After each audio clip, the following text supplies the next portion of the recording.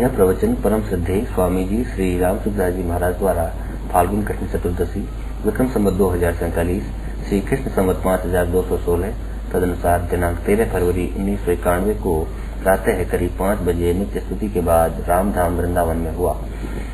राम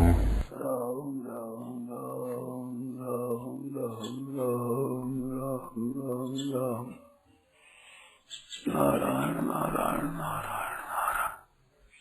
2 दिन पहले एक प्रसंग चला था महाराज जी। एक तरफ तो वासुदेव सर्वम और एक तरफ दुखालयम। अब दोनों के बीच में है हम। इसमें एक अर्थ ऐसा मैंने बहुत दिनों से किया है, करता रहा हूँ कि संसार से सुख चाहता है उसके लिए तो दुखालय है, केवल दुखालय है। उसको दुख के सिवाय कुछ मिलने का नहीं। और जो सेवा करना चाहता है, सुख पहुंचना चाहता है, उसके लिए असली सब परमात्मा का सुख। अपना स्वार्थ कोई नहीं, कोई कामना नहीं, केवल दूसरों को सुख पहुंचाना है, हित करना है, कल्याण करना है। इस भाव से पूर्ण होता है, उसके लिए सब वासुदेव ये एक बहुत दिनों से मैं कर सकता आ रहा हूँ। दूसरा अर्थ है इसका कि एक इसके ऊपर की दृष्टि, एक भीतर की दृष्टि, दो दृष्टि है। ऊपर की दृष्टि देखा जाए केवल, भीतर की दृष्टि को न देखा जाए तो ये दुखालय है। और ऊपर की दृष्टि को छोड़ करके जो वास्तव भीतर की दृष्टि को देखा जाए तो ये वास्तविक सच्चिदानंद परमात्मा है। अब ऊपर की दृष्टि भीतर की दृष्टि क्या है, इसको समझा जाए तो वास्तव में जो तत्व है इसके भीतर तत्व, उस तत्व को समझना है। तात्विक दृष्टि, भीतर की दृष्टि, और बाहर की केवल चमक तुम देखना, ये बाह्य दृष्टि। जैसे सोने का देखते ज्ञान है, उन ज्ञानों को, नाम को और आकृति रूपियों को देखा बाह्य दृष्टि। और तत्व की दृष्टि से एक ही सोना है, छोटा और बड़ा हो कैसा ही सोना। जैसे मिट्टी का नई तरह का बर्तन है तो बाह्य दृष्टि देखा जाए तो एक एक मिलता नहीं, एक एक काम अलग अलग है, नाम अलग अलग है। परंतु गहरे देख एक मिट्टी है। ऐसे तत्व को देखना है ना, वो है भीतर का देखना। तो भीतर को देखा जाए तो सब परमात्मा ही है। विद्या विनय संपन्न ब्राह्मणे गवि हस्तिनी सुमति व स्वपा के सब पंडिता समदर्शी न। तो पंडित समदर्शी तो क्या है? सम क्या है कि सम है परमात्मा। यही तेज सर्गा लोगों ने यहाँ इस संसार को जीत लिया। तो संसार को क्या दिया कि संसार है दुख रूप। तो दुख रूप संसार है, वो मिला हम दुख पाते हैं तो हम हार गए, संसार जीत गया। और यही तेज सर्ग यहाँ जीवित अवस्था में ही संसार को उन्होंने जीत लिया। ये सांग साम्य स्थित मना, साम्य अवस्था मन सिद्ध हो गया। तो साम्य अवस्था तो अंतर की दृष्टि है और बाहर से संसार है, ये बाह्य दृष्टि से है। तो बाह्य दृष्टि से दुखालय है और अंतर दृष्टि से परमात्मा का स्वरूप है। तो पंडिता समदर्शी है, पंडित उसको सम को देखते हैं, भीतर के तत्व को, बाहर को नहीं देखते हैं। और दूसरे लोग बाहर को देखते हैं, तत्व को नहीं देखते हैं। तो तत्व को देखे उनके लिए क्या है?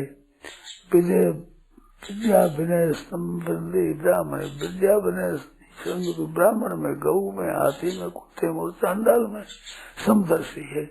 और इन सब में समदर्शी में सम परमात्मा को देखते हैं। तो समदर्शी न है, ये समदर्शी नहीं है। बर्ताव समान होता है, बर्ताव तो सम करते हैं वे तो उनके दुखालय है। और दर्शन सम करते हैं उसके लिए वासुदेव स्वरूप है। बर्ताव में सबकी एकता करना है, ये तो महान पतन की तरफ जाता है। इसमें तो प्रकृति की तरफ जाएगा। सब प्राकृत चीज है, प्राकृत पदार्थ है। और परमात्मा तत्व जाए तो अंतर्दृष्टि से परमात्मा तत्व जाएगा। तो प्राकृत दृष्टि की तरफ दृष्टि है, प्राकृत स्वर्ग की तरफ, वो तो है दुखालय। वो जो तत्व है वो है केवल वासुदेव सर्वम परमात्मा। तो परमात्मा सम है और संसार ये विषम है। समम सर्वेषु भूतेषु तिष्ठन्तम् परमेश्वरम, अनेक विषमों में जो सम है वो परमात्मा है, और सम में जो अनेक तरह के विषम है ये संसार है। तो संसार की दृष्टि दुखालय है और सम दृष्टि है वो है वासुदेव सर्वम। तो इन दोनों में कोई भेद नहीं है, एक ही तत्व है। दृष्टि का फर्क है, दृष्टि से स्थूल दृष्टि से देखे तो स्थूल दृष्टि दिखेगी, और सूक्ष्म दृष्टि देखे तो वो स्थूल दृष्टि को नहीं देखेगा, वो सूक्ष्म दृष्टि को ही देखेगा। तो वास्तव में भीतर में जो तत्व है वो तो है वास्तविक, और ऊपर से चीज है ये है नकली, ये असली नहीं, वास्तविक नहीं है, ये नाशवान है। तो नाशवान की दृष्टि की तरफ, नाशवान की तरफ दृष्टि रख करके जो चलते हैं उनके लिए तो दुखालय है। नाशवान की तरफ से दृष्टि हटाकर तत्व की तरफ चलते हैं और परमात्मा, उनके लिए वासुदेव सर्वम वासुदेव है, ये मतलब है। अब इसमें शंका क्या रही? दोनों बात सच्ची है, एक बाह्य दृष्टि एक आभ्यंतर दृष्टि है, एक स्वार्थ दृष्टि है एक उपकार की दृष्टि है, एक ऊपर की बनावट विचार व्यवहार वो दृष्टि है, एक परमात्मा तत्व की दृष्टि है। तो ये दोनों बातें अलग अलग है। अब व्यवहार में देखते हुए भी केवल संसार के व्यवहार से भी परमात्मा तत्व को प्राप्त करना है, तो वह स्वार्थ का त्याग कर उनके हित की भावना से काम किया जाए तो आभ्यंतर तत्व खुल जाएगा। और आभ्यंतर तत्व को जानते हुए व्यवहार किया जाएगा तो परमात्मा तत्व की प्राप्ति हो जाएगी। तो दोनों से प्राप्ति हो सकती है। कब के जब इससे सुख न चाहे, अपने स्वार्थ की दृष्टि न हो, केवल इनको सुख पहुंचाना है, हित करना है। क्यों कि अपना हम स्वार्थ चाहते हैं। तो एक इसमें तत्व की बात है, मान तत्व की दृष्टि से तो परमात्मा वासुदेव सर्वम है, और व्यवहार की दृष्टि से दुखालय है। तो व्यवहार की दृष्टि से स्वार्थ का त्याग करके सबकी दृष्टि किया जाएगा तो उसको परमात्मा तत्व की प्राप्ति हो जाएगी। और परमात्मा तत्व को ध्यान करके व्यवहार किया जाएगा तो परमात्मा तत्व की प्राप्ति हो जाएगी, और व्यवहार भी उसका सुंदर होगा। एक बात ही हो, ध्यान दिया कि नहीं? और परमात्मा तत्व को जानने के लिए तो जानते हुए जो व्यवहार करेगा तो व्यवहार भी बढ़िया होगा, तत्व ज्ञान हो जाएगा। और बाहर की दृष्टि से काम करेगा तो व्यवहार बिगड़ जाएगा और परमात्मा तत्व प्राप्त होगा ही नहीं। मन लोग परलोक दोनों बिगड़ जाएंगे बाहर की दृष्टि से, और आभ्यंतर दृष्टि से दोनों शुद्ध हो जाएंगे। व्यवहार भी शुद्ध हो जाएगा और मुक्ति भी हो जाएगी। इस बात से एक बात विशेषता से अब याद आ गया श्लोक। मानो आप स्मृति होगी,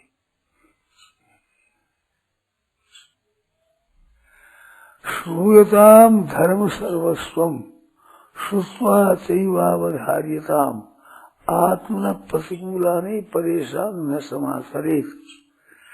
तो धर्म सर्वस्व सुन लो और सुनकर धारण भी कर लो। क्या कि अपने लिए जो हितकारक सुखदायक वास्तविक कल्याणकारक बात है वही दूसरों के लिए होनी चाहिए। अपने लिए सुख चाहते हैं सबको सुख हो, अपने मान चाहते हैं तो उसका मान हो, अपने बढ़ाई चाहते तो सबकी बढ़ाई हो। हम अगर अपना कल्याण चाहते हैं तो सबका कल्याण हो। अपनी उपमा को लेकर दूसरों के प्रति किया जाएगा आचरण तो वो हो जाएंगे समदर्शी और परमात्मा की प्राप्ति करने वाले। और अपने शरीर को लेकर के अपने लिए किया जाएगा तो हो जाएगा दुखालय। दूसरी दृष्टि से देखा जाए तो सबके हित का प्रभाव होगा तो नाशवान चीजों को औरों के लिए देंगे तो उस अविनाशी फल होगा। और औरों से अपने सुख और आराम के लिए खींचेंगे तो विनाशी फल होगा। तो विनाशी फल होगा वो है दुखालय और जो अविनाशी फल होगा वो है वासुदेव सर्वम। क्या व्यवहार करते हुए अपने स्वार्थ की मुख्यता लेकर संसार को अपनी तरफ खींचता है। भोग भी हमें मिले, संग्रह भी हमारे को मिले, मान बढ़ाई भी हमारी हो, आराम से भी हम रहें, कल्याण भी हमारा हो। तो ऐसा जिसका भाव होगा उसे दुखालय होना होगा ये। और आदर भी दूसरों को मिले, मान भी दूसरों को मिले, सुख भी दूसरों को मिले, कल्याण भी औरों का हो, ये जब भाव हो जाएगा तो ये वासुदेव सर्वम हो जाएगा। अब इसमें खुशी और कर लो। ख्याल में आया ना? कई तरह से इसका ही में ये इनमें जो समझ में नहीं आई वो पूछ लो, अथवा उसमें समझ में कमी रही वो पूछ लो। ध्यान दिया ना? अपनी तरफ जो खींचेगा, जो अपना चाहेगा, हाँ, वो जड़ता को पकड़ता है। वो पता है जैसे पानी है, उस पानी के भीतर खड़ा रह करके पानी को यूं उठाएगा, यूं तो तरस रह जाएगा। पानी को यूं और यूं दबाएगा गिर जाएगा। अरे संसार समुद्र है, उसको लेना चाहेगा यूं तो डूब जाएगा, और हाथों से मारेगा तो निकल जाएगा। तो लेने वास्ते है वो है दुखालय, और देने वास्ते है इनसे अपना नहीं ले करके ऊंचा उठना है, वो है वासुदेव सर्वम। अब शंका पूछो बहुत खुलेगा। जैसे मैं आज प्रश्न किया ना तो बात बहुत खुली, हमारी बहुत समझ में आती है, आपकी समझ में आती है। इतनी बात जरूर नहीं, मैं जल्दी कह गया, इतनी बातें कह गया जल्दी 3-4-5 तरह से। आपकी कोई पकड़ में नहीं आई हो, शंका रही हो, पूछो।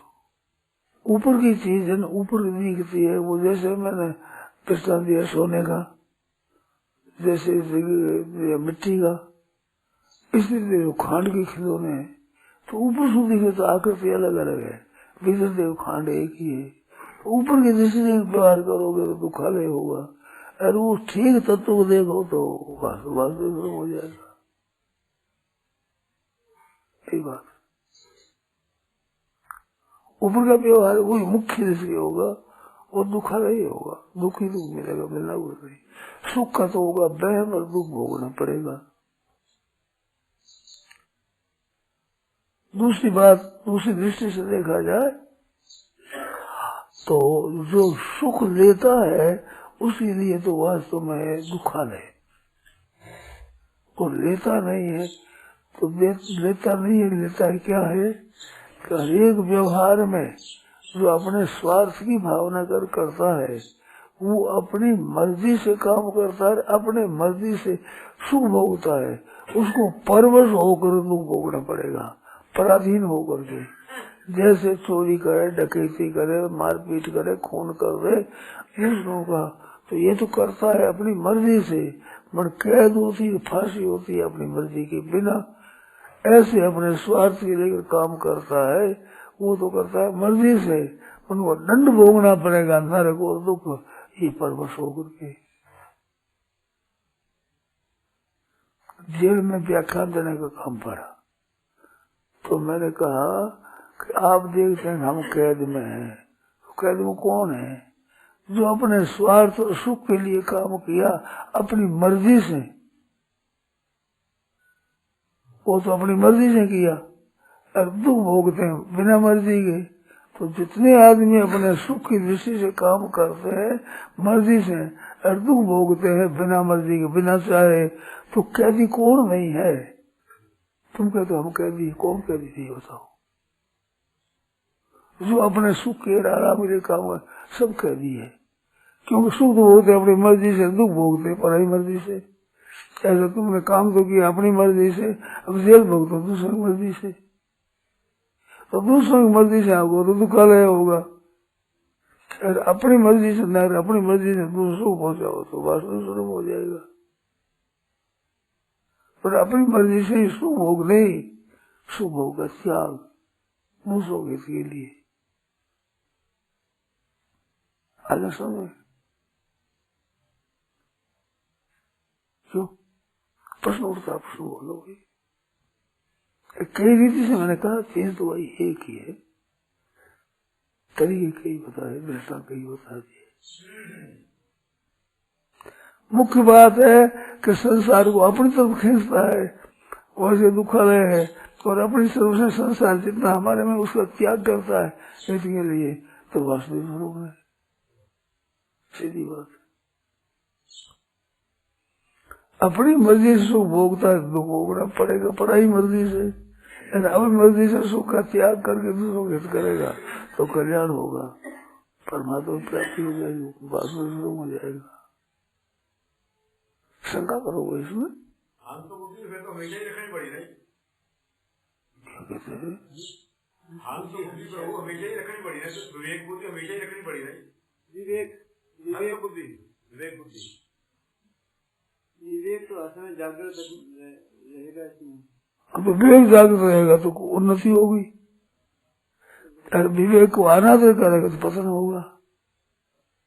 परमांश में कैसे हो जाएगा? हाँ जी, परमांश कैसे हो जाएगा? परमांश क्या हो जाएगा? परमहंस, परमांश परमांश जाना अपने क्या मतलब? विवेक बुद्धि तो ऊपर उठना, हंस बुद्धि, और उससे ऊपर उठना परम। वो क्या मतलब? हंस के परमांश अपने क्या करना है? अपने दुखालय और वासुदेव स्वरूप इसको विचारना है। हंस परमांश खुशियां जो करोगे उनको बीच में क्यों लाओगे? रहोगे बैठे तो और छोड़ पड़े। इसमें बताओ दुखालय और वासुदेव सर्वम विरोध तो ये, प्रश्न तो ये है ना। इस प्रश्न को पूछो, हंस परमांश की कैसे बात लागू पड़ी वो बात पूछो। आपके पूछने में क्या सुनाई तत्व की बात?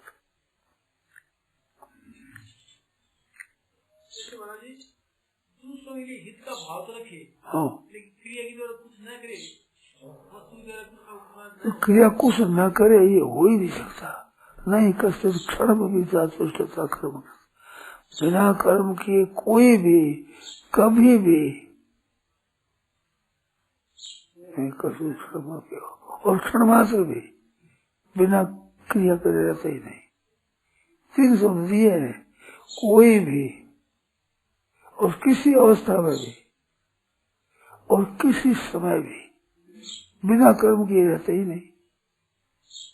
तो अच्छा काम नहीं करेगा बुरा काम करेगा, अच्छा को छोड़ेगा तो बुरा होगा, सब बुरा होगा। कर्म क्रिया करे नहीं कैसे होगा? अच्छा ये तो आप क्या बताओ? ये तो मैंने प्रश्न का उत्तर दिया, अब भाव का उत्तर देता हूँ। आपके भाव को उत्तर देता हूँ। मानो कोरा सबके इसकी बात ही सोचता रहे और उपकार नहीं करे, ये आपका भाव। और भाव से उत्तर वो तो आपको क्रिया का उत्तर दिया, आपने प्रश्न किया प्रश्नों का। अब भाव का उत्तर देता हूँ कि भाव अगर श्रेष्ठ होगा तो क्रिया करने की जरूरत नहीं, क्रिया हो जाएगी। ये उत्तर उसका। भाव ठीक बढ़ेगा तो क्रिया ठीक हो ही जाएगी, स्वतः ही हो जाएगी। कर्तृत्व तो विमान होगा नहीं, कर्तृत्व तो होगा नहीं, स्वभाव कर्म होंगे, अपने में कल्याण करेगा, दूसरों का भी हित होगा। तो भाव मुख्य बना लो आप, कोरा भाव बढ़ा नहीं है तो कोरा भाव बढ़ता नहीं है। भाव बढ़ता तो कोरा रहता नहीं है, और कोड़ा केवल भाव बढ़ता नहीं है, और भाव बढ़ जाए तो कोड़ा रहता नहीं।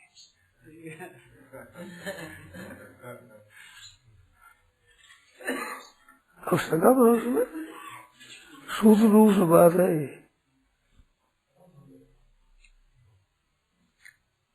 कल महाराज एक बात हो रही, हाँ साधक की तो दृष्टि है इनमें तो नित्य वैरी है इसके, हाँ संसार का आकर्षण, हाँ, और साधारण के लिए अनित्य वैरी, अनुकूल तो उसको प्रिय लगता है, हाँ, मित्र है, हाँ, प्रतिकूल उसका वैरी है। बोले हाँ।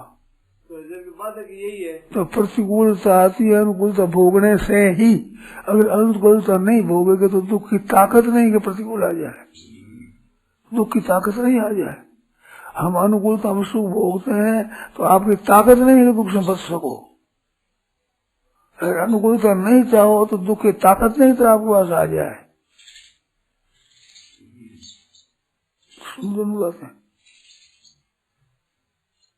दोनों बातें ख्याल से सुनेगी नहीं। आप अभी प्रश्न क्या था आपका? साधक और साधारण, साधारण की दृष्टि में तो अनुकूलता है वो उसका मित्र है, हाँ, और प्रतिकूलता उसके लिए वैरी है, वो वैरी है।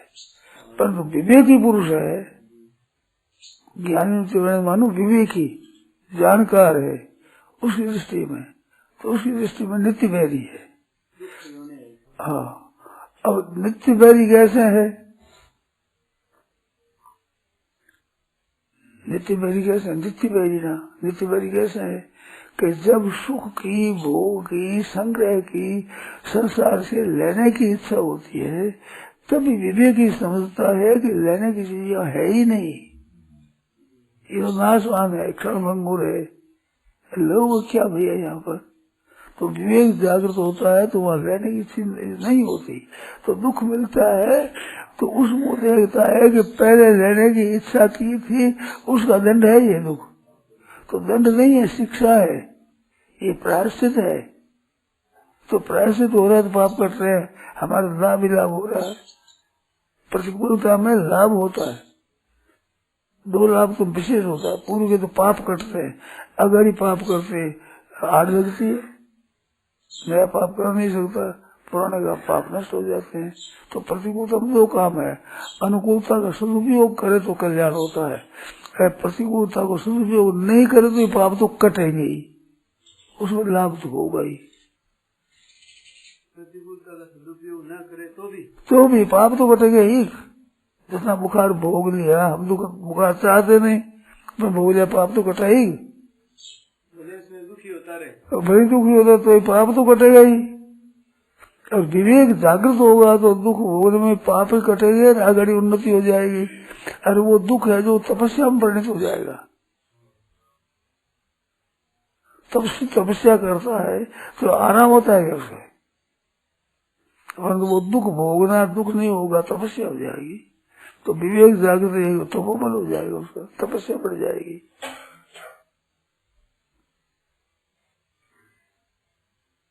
बोलो।